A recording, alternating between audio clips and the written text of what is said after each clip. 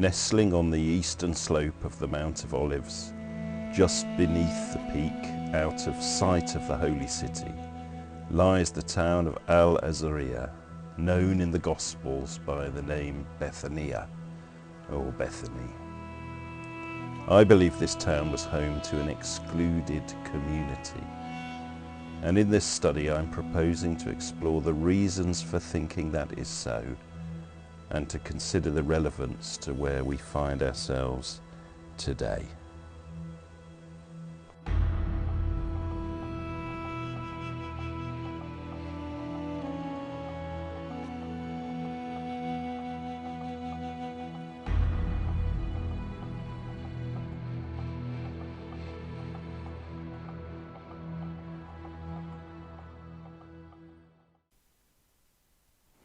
Welcome to the third in this series of studies under the title Space for Learning. One of the things I guess many of us are speculating about is what church might look like when at some point we reach the government's step 3 of the lifting of lockdown restrictions. This could include the reopening of places of worship according to section 4.3 of the government document, Our Plan to Rebuild. Although at the time of recording this at the end of May, there are no details about what that might mean in practice. And I have a nagging feeling about this, not because we'll have forgotten how to do public worship, not because many of our buildings will have become a bit smelly and dusty, not even because we may have to work out how to do socially distanced church worship. The reason I have a nagging feeling about it is that I think we could enter a phase where we have an excluded community of considerable size. It's not difficult to imagine that whilst the time will come when we can reopen our buildings and possibly offer some form of public worship, there will nevertheless be people who are still being advised to shield themselves. Or even if that ceases to be the official advice, there will be people who will sensibly wish to do so for their own safety. And this raises the slightly alarming possibility of doing church in public for the young and the fit and the healthy, whilst the vulnerable in our communities are not able to take part. The problem will not be entirely new, of course. One thing I've always done on a Sunday morning is to pray for the people who would love to be with us in church but who can't because of frailty or illness. But I feel the starkness of the approaching situation will require more from me than just a prayer and a slightly guilty feeling that we could probably do more than we do. And as I've been thinking about this, I've been going in my mind to the town of Bethany. This behind me is a public domain photo of Bethany taken in the late 19th century, home, of course, in the first century of Mary and Martha and Lazarus, and a town which we know was important to Jesus. I've been thinking about it again because I think Bethany was an excluded community. And the first person to suggest this was Yigal Yadin in his study on the Temple Scroll, one of the scrolls from the Dead Sea, published in Hebrew in 1977. And his English version of this study appeared 6 years later in 1983. If he is right, well, perhaps then it opens the door to some potentially fruitful theological reflection on Jesus and an excluded community as we begin to approach a contemporary context to which some parallels might be drawn. What I'm going to do then over the next few minutes is to approach the town of Bethany from 3 directions. First, from the direction of the Temple Scroll. What is it, and why did Professor Yadin draw a line from it into Bethany? Secondly, by looking at the name of the town and what we know about its inhabitants. And thirdly, by looking at Jesus and the town of Bethany, armed with what might be a fresh understanding of the town and of its mission.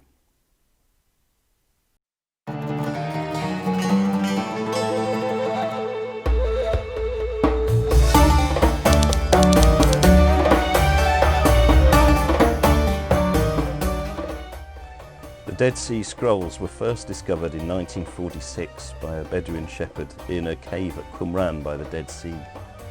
Initially, the Bedouins started selling the scrolls off to antiquities dealers, but eventually the scholarly world caught on, and there were a series of excavations over the next few years, leading to the discovery of 11 caves in total where ancient documents had been hidden away.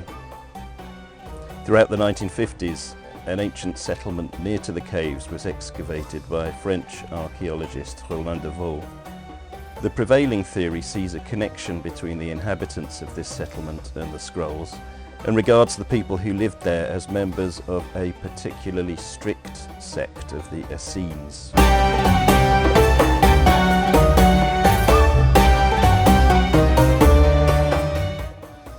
We know from the 1st century historian Josephus that by no means all Essenes went to live down by the Dead Sea. Josephus tells us that you could find Essenes in every city, and notes that they were particularly generous to one another in their hospitality.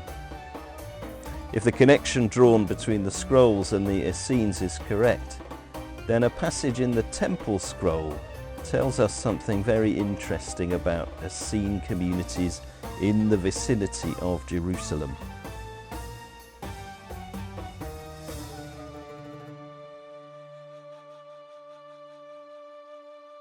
Well, the story of the Temple Scroll is really quite an exciting one, and Yigael Yadin tells it very engagingly in his popular book on the subject, The Temple Scroll, The Hidden Law of the Dead Sea Sect.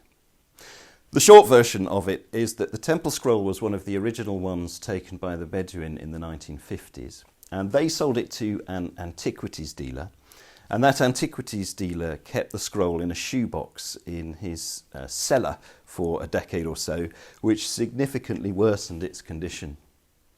The dealer, whom Yadin would only ever refer to as Mr. X, engaged in shady negotiations for years through a clergyman from Virginia in the hope of getting a price of $1 million for it.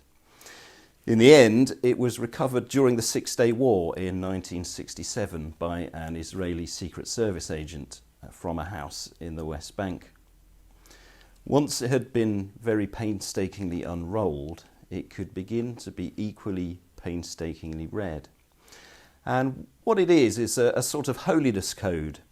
So it starts with the most holy place of the temple, where God is present, and then it moves geographically outwards in stages to take in the inner area of the temple building, and then the outer area, and then the priest's area, and then the area for the men, and then the outer temple court, and then the Temple Mount, and then the holy city, or the city of the temple as it calls it. Then there are a couple more zones, and the last zone is the Holy Land as a whole.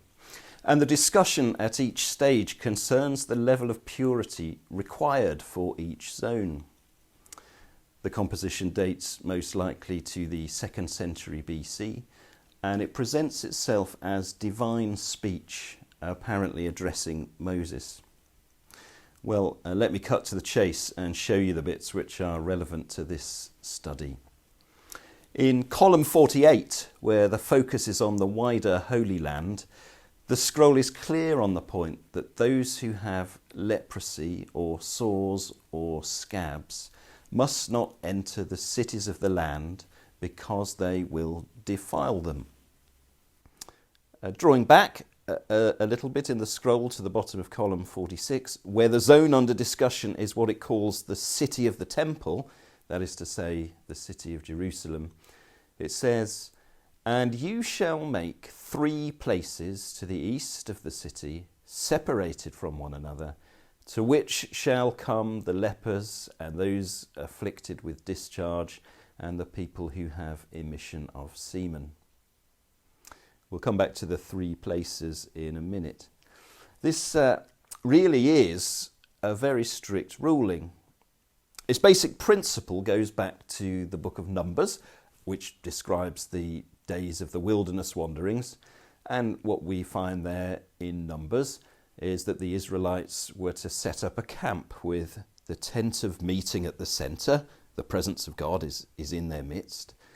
And then with the priests and the Levites camp around the tent of meeting, and then the camps of the tribes around that, 3 each, to the east and the west, and to the north and the south. There's therefore a boundary around the whole camp to which those with skin diseases had to be banished. Numbers 5 verse 2, command the Israelites to send away from the camp anyone who has a defiling skin disease or a discharge of any kind, or who is ceremonially unclean because of a dead body. The question is, how does that wilderness arrangement translate to a settled situation where you have not a portable tent, but a magnificent temple, and not a camp of tribes, but a city of people? What does outside the camp mean in that situation? Does the entire camp map onto the Temple Mount, so that whilst purity regulations may be very strict there, they are more relaxed outside in the city? Or does the camp map onto the city as a whole, so that purity regulations are strict throughout the whole city? And there were different views on this at the time, but the Temple Scroll certainly sees things this latter way. But it isn't content to let the people suffering in this way to fend for themselves outside the city. It prescribes, as we've seen, the establishment of 3 places to the east of the city where they may find refuge. Yigael Yadin's insightful suggestion was that one of those places to the east of the city was the town of Bethany. He even called it an isolation centre, using a word which has recently passed our lips more than ever before. And so it's to Bethany that we need to travel next.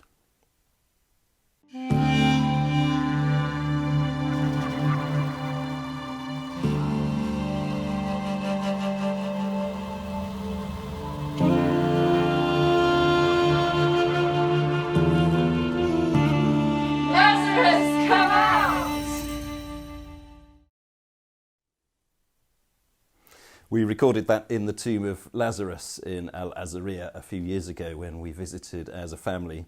If you give your eldest daughter the name Bethany and she grows up knowing that she was named after a place which was very special to Jesus, she is going to ask you to take her there.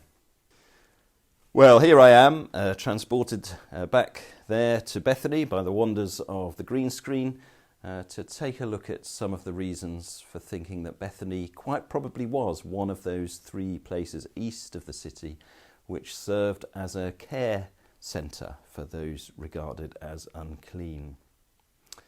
The clue which prompted Professor Yadin was that in the Gospels of Mark and Matthew you find Jesus in Bethany in the home of a man known as Simon the leper. I've always felt a bit sorry for that chap being remembered in that way, but it does offer the beginnings of a case. Not only is Bethany a village east of the city, as the scroll prescribes, but it has a notable resident known to be a leper. But there are some other factors to take into account. We'll return to Bethany's other famous residents in a moment. First, let's look at the meaning of the name Bethany. In the Greek of the Gospels, it is consistently spelt Bethania, with appropriate adjustments made for case.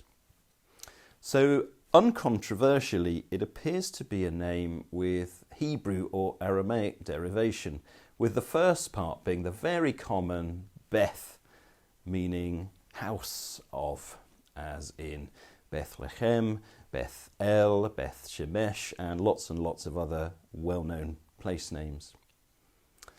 As for the second part, from the Greek transliteration, you would reasonably expect it to have a leading A vowel. If it is a Hebrew or Aramaic name, you would need that to be written along with a consonant, probably an aleph or an ayin, which can't be transliterated into Greek.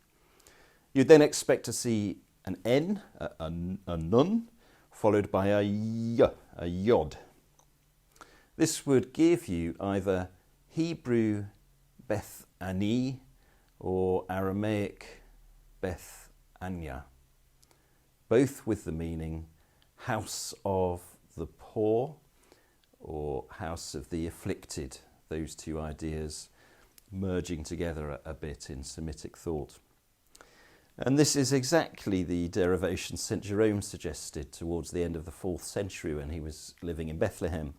It's found in his update and his translation into Latin of Eusebius's Onomasticon.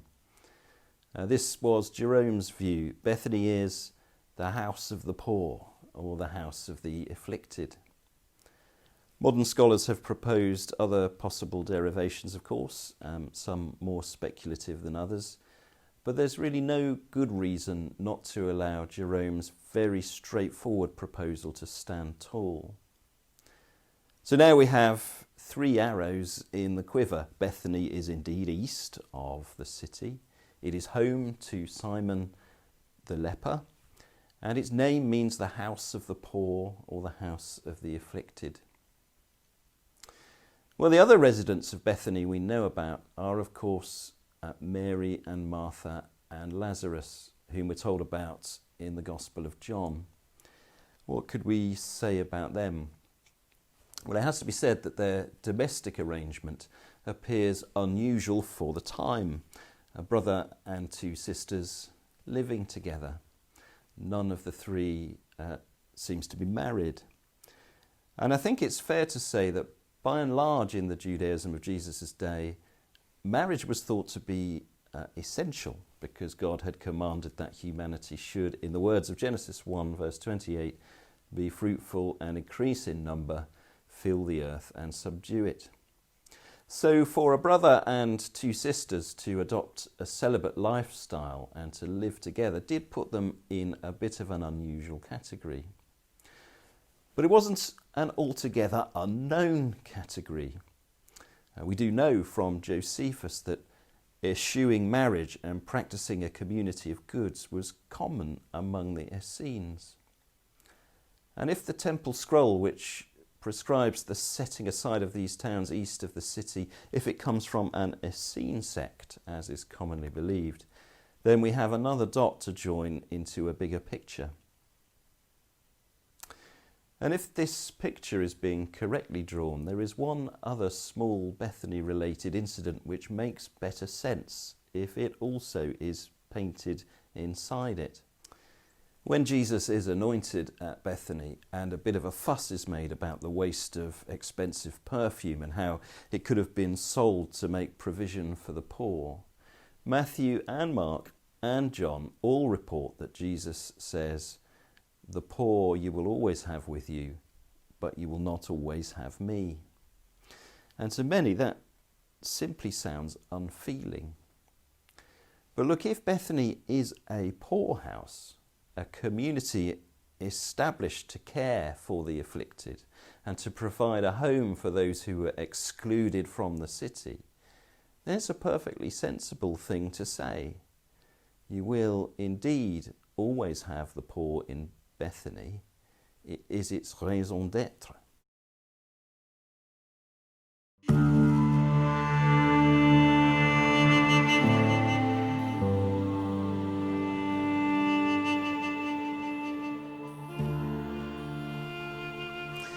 Well, lastly, we need to turn to the question of Jesus and his connection to this poorhouse east of the Holy City, which was home to an excluded community. It is well known that this is where he stayed during Holy Week, and this can be very quickly demonstrated from the Gospel of Mark. Mark doesn't tell us about every day in Holy Week, but the days he does tell us about have something in common.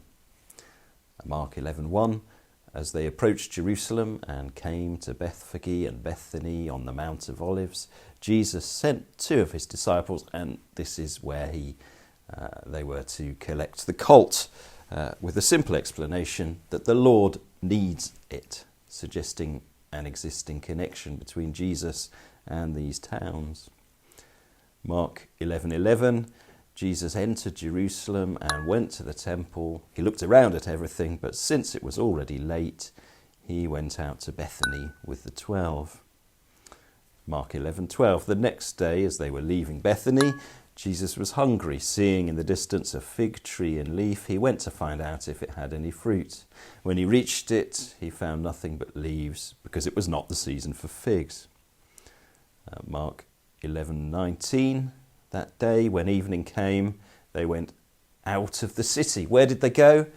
Well, Mark doesn't tell us explicitly, but if you look at the next verse, Mark 11:20, in the morning, as they went along, they saw the fig tree withered from the roots, which means that they are again en route from Bethany. At the end of a long day's teaching, Mark 13, verse 3 says this: As Jesus was sitting on the Mount of Olives opposite the temple, Peter, James, John and Andrew asked him privately, "Tell us, when will these things happen, and when will be the sign that they are all about to be fulfilled?" Maybe they were going to stay that night on the Mount of Olives, but they've been in Jerusalem all day. They've crossed the valley and climbed up the Mount of Olives a little bit. It's a fair guess that they were on their way, as usual, to Bethany. Mark 14:3, 2 days before Passover, while he was in Bethany, reclining at the table in the home of a man known as Simon the leper. So you see there is a pattern in that Holy Week of Jesus and his disciples coming and going from Bethany. Why stay in Bethany? Well, it is often suggested that it was merely a matter of convenience. Vast crowds were gathering in Jerusalem for the pilgrim festival of Passover, and it would have been difficult to find somewhere to stay, so why not lodge with friends over the hill? But I think the choice was much more positive than that, much more about relationships. After all, Jesus had sufficient connections in Jerusalem to secure a large upper room for the Last Supper. I'm sure he could have stayed in Jerusalem if he'd wanted to. It's John who really gives us the clue in chapter 11 of his Gospel. Now a man named Lazarus was sick. He was from Bethany, the village of Mary and her sister Martha. This Mary, whose brother Lazarus now lay sick, was the same one who poured perfume on the Lord and wiped his feet with her hair. So the sisters sent word to Jesus, "Lord, the one you love is sick." Now, you don't describe a passing acquaintance as the one you love. What this tells us is that Jesus and Lazarus were very close friends. How they met and how they became friends, we're never told. But these few words suggest to me a deep and intimate connection between Jesus and Lazarus's community. And it's this fondness of Jesus for this excluded community which gives me pause for thought. It is his preference to stay with them rather than with a community who can openly access the holy city, who can freely go up the Temple Mount. And they, in their turn, appear to recognize him for who he is. According to the Synoptic Gospels, it is in fact the people of the Mount of Olives who hail Jesus as Messiah and King on Palm Sunday. Jesus loved Bethany. He loved the people of Bethany, excluded community that they were. Whilst he had to leave them each day in Holy Week and go into Jerusalem, to the place they could not enter, his mission ultimately was to provide a way even for them to enter the enduring city which is to come.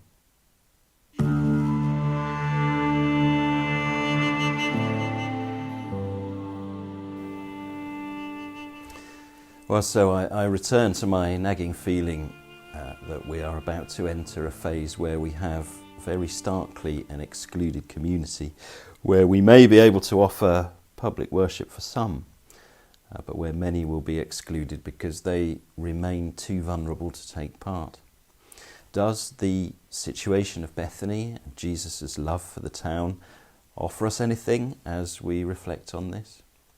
This is where a conversation is needed, of course, and I'll be on Zoom on the 3rd of June at 7:30 p.m. for the 43 minutes for anyone who'd like to take part in what it would be, I guess, just the beginnings of thinking this through. The meeting ID and password are on the screen. Each of our contexts will be a bit different, and I only have initial thoughts on what it may mean for us in Aldridge. And these are just my thoughts, and I've not discussed them with anyone locally yet. But it does cross my mind that perhaps the most compassionate path would be for those of us who are able not actually to rush back to church, whatever that may look like, just as soon as we are permitted to do so, but rather to continue to develop and invest in the forms of church we've been working on whilst everyone has been excluded from the public gathering. Perhaps those of us who are offered the joy and privilege of meeting together once again should not grasp it too greedily just as soon as we can, out of solidarity with the many who will not be able to take it. The day will come when we will all be able to enter our buildings together. And maybe that would be a powerful and prophetic foreshadowing of the day we will all walk into the enduring city hand in hand with the inhabitants of Bethany and with all who are excluded.